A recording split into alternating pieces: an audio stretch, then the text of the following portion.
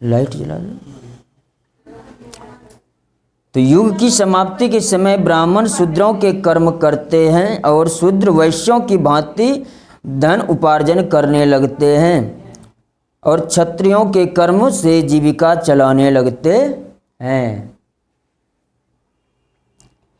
यानी साफ साफ स्पष्ट हो गया कि नहीं कि वर्ण संकरता और कर्म संकरता दोनों को महान दोष माना गया है। वर्ण संकरता यानी अंतरजातीय विवाह आजकल चल रहा है, ये सब कितना घातक है। यानी सबसे बड़ी देखो विडंबना क्या है कि हमारे शास्त्रों ने, आर्ष ग्रंथों ने, यहाँ तक कि भगवान भी जब मनुष्य रूप में अवतार लेते हैं तो वर्ण व्यवस्था को नहीं मानते हैं क्या? भगवान भी यानी रामायण काल में वर्ण व्यवस्था नहीं थी क्या? महाभारत काल में वर्ण व्यवस्था नहीं थी क्या? तो उस समय क्या सब लोग मूर्ख हुआ करते थे क्या? और गीता में भी देखो, दूसरा ही अध्याय लो, दूसरा क्या पहला में अर्जुन की क्या चिंता थी कि युद्ध में सारे क्षत्रिय वीर मारे जाएंगे, स्त्रियां विधवा हो जाएगी, स्त्रियां जब विधवा हो जाएगी तो समाज में व्यभिचार फैलेगा, व्यभिचार फैलेगा तो वर्ण संकर संतान उत्पन्न होगी, वर्ण संकर संतान उत्पन्न होने से जाति धर्म का, कुल धर्म का, सनातन धर्म का लोप हो जाएगा। और ये जो वर्ण संकर संतान उत्पन्न होंगे ये तो पितरों को नरक में ले जाने के लिए ही होते हैं। यानी जो वर्ण संकर संतान होती है उनके श्राद्ध तर्पण को पितर लोग ग्रहण नहीं करते हैं। यानी वर्ण संकरता को देखो इतना बड़ा दोष माना गया और उसको रोकने के लिए ही तो भगवान भी अवतार लेते हैं। अब उसके आगे चलो, गीता में भगवान ने कि कहीं कर्म संकरता ना छा जाए, अर्जुन को क्यों रोका? अर्जुन ने क्या कहा कि अपने गुरुजनों का वध करने से तो अच्छा है कि भिक्षा मांगकर मैं खाऊंगा। तो बोला इसमें तुम्हारा कल्याण होने वाला नहीं है, इसमें कर्म संकरता प्राप्त हो जाएगी। यानी कि क्षत्रियों का कर्म है वास्तव में धर्म युद्ध करना, और तुम भिक्षा मांग करके जीविका चलाओगे। एक तो यह जीविका तुम्हारे वर्ण के अनुसार है नहीं उचित, दूसरा कि अपने कर्म को, कर्तव्य को नहीं करने के कारण जो तुमको दोष लगेगा वह भी महान दोष होगा। कि देखो वर्ण संकरता और कर्म संकरता दोनों को महान दोष माना गया, आज इसी दोनों को महान वरदान माना जाता है। सरकार सब भी अंतरजातीय विवाह करवाती है, देख लो, कोई भी किसी का व्यवसाय कर सकता है, ये लोकतंत्र। अब देखो, लेकिन इससे समस्या समाप्त हो गई क्या? यही तो सनातन धर्म का पतन होने का मुख्य कारण है कि जब तक हमारी वर्ण व्यवस्था सुदृढ़ रहा तब तक हम विश्व विजेता रहे। और एक बात, कोई व्यक्ति हो, समाज हो, उसका पतन कब होता है? वास्तव में बहुत सारे लोग बहुत तरह की बातें करते हैं कि भारत का पतन इसलिए हुआ कि उस समय यानी मुगलों ने, अंग्रेजों ने इसलिए किया कि उस समय जितने भी देशी राज्य थे बहुत टुकड़ों में बटा हुआ था, उनमें एकता नहीं थी। इन कारण से वो लोग संगठित होकर के शासन करने में समर्थ हो गए। गलत पूरा नहीं है, लेकिन मुख्य कारण ये नहीं है, ये सब अवान्तर कारण है भारत के पतन में। यानी अगर मलेच्छ लोग यहाँ शासन कर पाए, मुख्य कारण वास्तव में हमारा भी दोष है। हमारा क्या दोष है? अगर हम अपने अपने धर्म पर स्थिर रहते, प्राप्त दायित्व का, कर्तव्य का निर्वाह करते रहते, तो भारत का पतन हो ही नहीं सकता था। जब तक ब्राह्मण अपने ब्राह्मणत्व पर रहा, वर्ण व्यवस्था के अनुसार, क्षत्रिय अपने क्षत्रियत्व में स्थित रहा, वैश्य अपने वैश्यत्व यानी धन आदि उपार्जन में लगा रहा, और शूद्र अपने सेवा कर्म में रहा, तो चारों दृष्टि से मजबूत रहने के कारण भारत विश्व विजयी रहा। जब से यह छात्र धर्म दुर्बल पड़ा, तब से ये मलेच्छ लोग, विदेशी लोग घुस गए। यानी किसी भी देश या व्यक्ति या राष्ट्र का पतन होने का मुख्य कारण यही है कि जब उसको जो प्राप्त कर्तव्य है, दिया हुआ है, उसका निर्वाह नहीं करके अपने अधिकार क्षेत्र का अतिक्रमण कर देता है, इसलिए उनका पतन हो जाता है। मान लो प्रधानमंत्री है, अब प्रधानमंत्री कहे हम प्रधानमंत्री का काम नहीं करके राष्ट्रपति का काम करेंगे, हम क्यों नहीं कर सकते?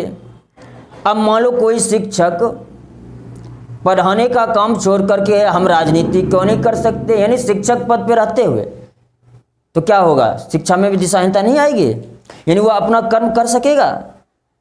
यानी प्रत्येक व्यक्ति जब अपने अपने दायित्व का निर्वाह करता है, तब तक सब कुछ सुव्यवस्थित रूप से चलता है। यानी जाति व्यवस्था, वर्ण व्यवस्था के प्रति अंग्रेजों ने जो कूटनीति चली, वो सब में इस तरह से दिमाग में घुस गया, सच में उसको दोष लगने लगा। अपने प्राचीन साहित्य इतिहास की ओर उलट करके उसने नहीं देखा, उसने दोष बता दिया तो सीधा दोष मान लिया। मान लो अगर अभी हमारा यानी कि सेवा का प्रकल्प जो शूद्र को दिया गया, अगर यह अपने धर्म में स्थित रहता तो ये सेवा के नाम पर ये ईसाई मिशनरी सब आया कि नहीं? समाज सेवा के नाम पर, और समाज सेवा के नाम पर घुस करके धर्म परिवर्तन करने लगा और आज तक कर रहा है। अब वैश्यों के स्थान पर किसको लाया? उद्योगपति को। तो वैश्य समाज के पोषक होते थे जब अपने वर्ण व्यवस्था के अनुसार कर्तव्य का निर्वाह करता था, लेकिन ये उद्योगपति देख लो शोषक बन गए कि नहीं? ये उद्योगपति पूंजीपति, यानी व्यक्ति को हर तरह से मार करके भी अपना मुनाफा कमाने की ताक में रहता है। अब मान लो ये तो हो गया वैश्य का। क्षत्रियों का जो कर्म था उसके स्थान पर कौन हो गया? पुलिस या मिलिट्री, ये सब। यहां से भी विस्फोट हुआ कि नहीं हुआ है? ब्राह्मण का दायित्व दे दिया, जैसे ब्राह्मण का मंत्री, ये शिक्षक आदि, ये हो गया। अब यही सब समाज के लिए, देश के लिए घातक बन गया कि नहीं? नकल करके, चोरी करके, रिश्वत दे करके हर तरह से घुसना चाहता है और घुस रहा है।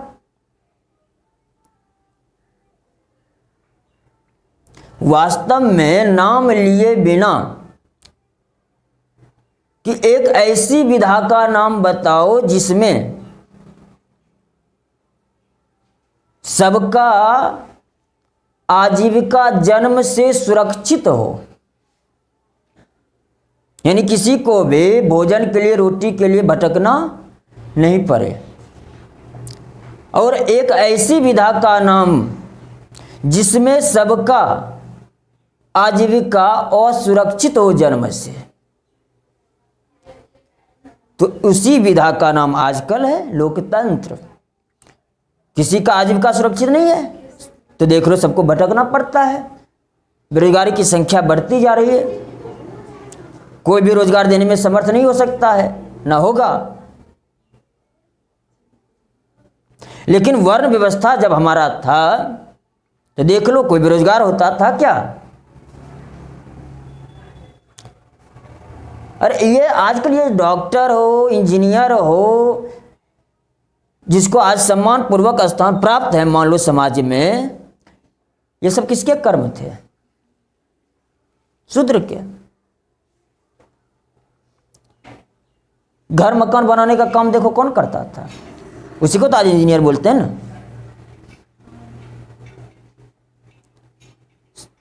यानी कि सारे हमारे गुरुकुल में 32 विद्या 64 कला का ज्ञान दिया जाता था, लेकिन उन कला का सारा अनुभव शूद्रों को दिया जाता था। और सारा व्यापार नर्स आदि का काम, आजकल नर्स के लिए भी लोग तो कोई भी नौकरी मिल जाए, नर्स का काम देखो कौन करती थी पहले? चमकार के घर की देवी करती थी कि नहीं?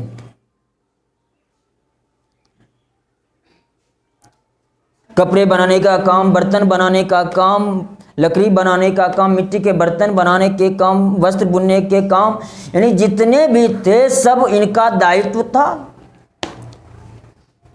यानी इतिहास को इतना गलत तरीके से पेश किया गया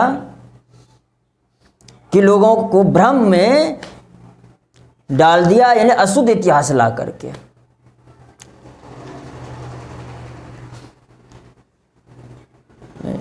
तो इसलिए जब तक हम अपने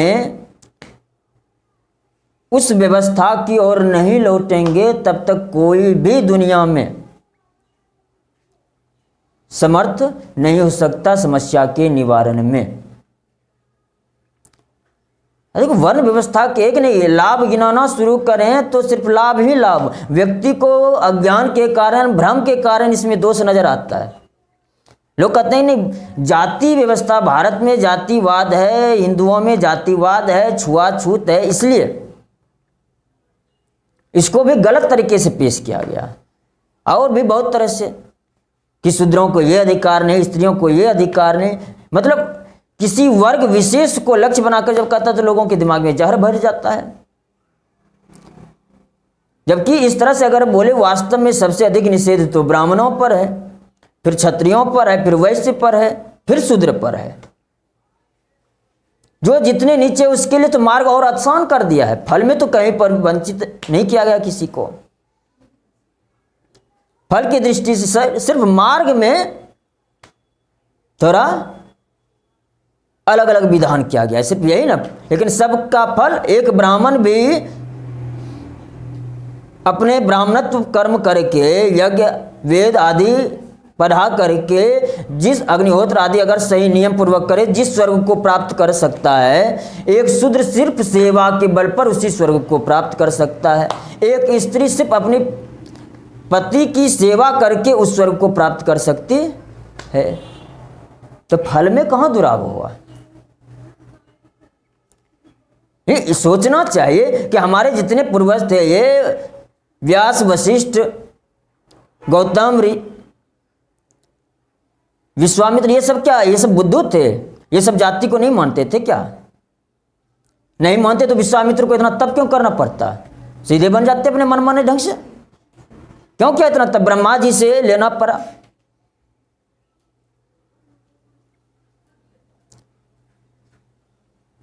इसलिए ये सब बहुत कुछ विडंबना, यानी कि हमारे अच्छाई को दोष के रूप में दिखा दिया, दोष को अच्छाई की, यही बस विपरीत चीज चलाया गया और सब इसके भ्रम के शिकार हो गए।